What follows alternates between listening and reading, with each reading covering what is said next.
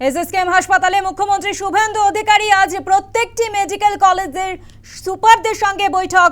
শুভেন্দু অধিকারীর বৈঠকে থাকবেন স্বাস্থ্য দফতরের আধিকারিকরাও। আপনাদের আরও একবার জানাবো, রাজ্যের হাসপাতালগুলির পরিষেবা নিয়ে আজ বৈঠক করবেন এসএসকেএম এ বৈঠক শুভেন্দু অধিকারী। এবং এই বিষয় নিয়ে আরও বিস্তারিত জানাবে সরাসরি রয়েছে আমাদের প্রতিনিধি প্রিয়াঙ্কা ইজভৌমিক। প্রিয়াঙ্কা, তুমি আছো এসএসকেএম এ। এই মুহূর্তে দাঁড়িয়ে এসএসকেএম এর শুভেন্দু অধিকারী তিনি পৌঁছে গিয়েছেন। তিনি সুপারদের সঙ্গে, প্রত্যেকটি মেডিকেল কলেজের সুপারদের সঙ্গে তিনি বৈঠক করবেন এবং স্বাস্থ্য আধিকারিকরা তারাও থাকবেন। কি কি আলোচনা হবে এই বৈঠকে? স্বপ্না, তোমাকে জানিয়ে রাখবো অত্যন্ত গুরুত্বপূর্ণ বৈঠক হতে চলেছে আজকে। এই মুহূর্তে কিন্তু তিনি রয়েছেন, অর্থাৎ শুভেন্দু অধিকারী, মুখ্যমন্ত্রী শুভেন্দু অধিকারী তিনি একাডেমিক বিল্ডিংয়ের নতলায় রয়েছেন। সেখানে বৈঠক হচ্ছে। সেখানে শুধু এসএসকেএম হাসপাতাল নয়, অন্যান্য হাসপাতালেরও এমএসভিপিরা রয়েছেন, স্বাস্থ্য সচিবরা রয়েছেন এবং তাদের সঙ্গে বৈঠক চলছে। অত্যন্ত গুরুত্বপূর্ণ বৈঠক। কেন? কারণ মুখ্যমন্ত্রী হিসাবে দায়িত্ব নেওয়ার পর একের পর এক কিন্তু দৃষ্টান্তমূলক পদক্ষেপ নিয়েছেন মুখ্যমন্ত্রী শুভেন্দু অধিকারী।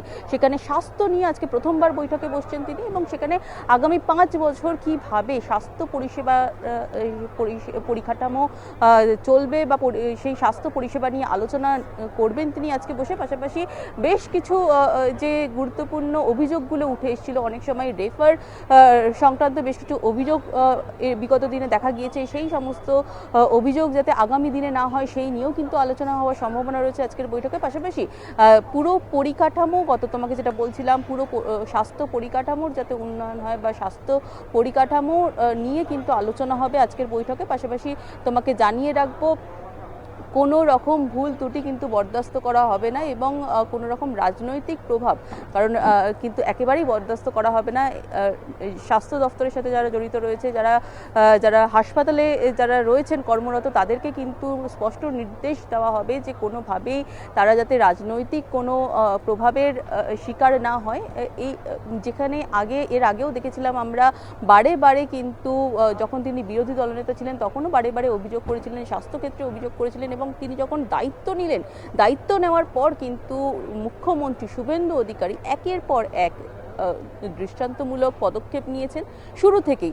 সেখানে আজকে সে কারা বিভাগের ক্ষেত্রে হোক বা বেলা গড়াতে না গড়াতেই সন্ধ্যেবেলায় আজকের যে বৈঠক রয়েছে, আজকে যে বৈঠক চলছে এই মুহূর্তে এসএসকেএম এর একাডেমিক বিল্ডিংয়ের নতলায়, সেখানেও কিন্তু স্বাস্থ্য নিয়ে অত্যন্ত গুরুত্বপূর্ণ সিদ্ধান্ত নেওয়া হতে পারে বলে খবর। সেখানে আলোচনা চলছে এই মুহূর্তে, যেখানে এমএসভিপিরা রয়েছেন বিভিন্ন হাসপাতালের, তেমনই কিন্তু বিধায়ক রয়েছেন, ডক্টর শারদ মুখোপাধ্যায় রয়েছেন, ডক্টর ইন্দ্রনীল খাঁ রয়েছেন, বিজেপি বিধায়ক দুজনেই।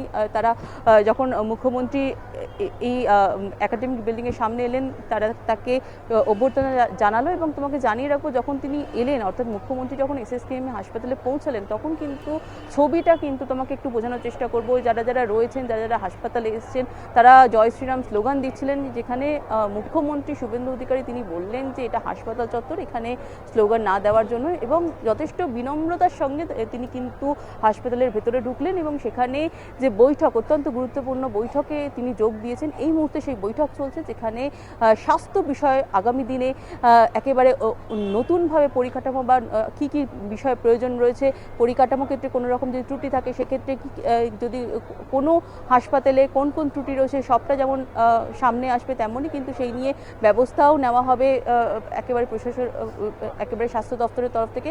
সব দিকটা কিন্তু খতিয়ে দেখা হবে এবং আজকের প্রাথমিক যে বৈঠক, আজকের বৈঠকে কিন্তু প্রাথমিকভাবে একেবারেই প্রিয়াঙ্কা বোঝা গিয়েছে যে হাসপাতালগুলির পরিকাঠামো নিয়ে, পরিষেবা নিয়ে আজ গুরুত্বপূর্ণ বৈঠক এই মুহূর্তে করছেন শুভেন্দু অধিকারী। আপাতত ধন্যবাদ তোমায়।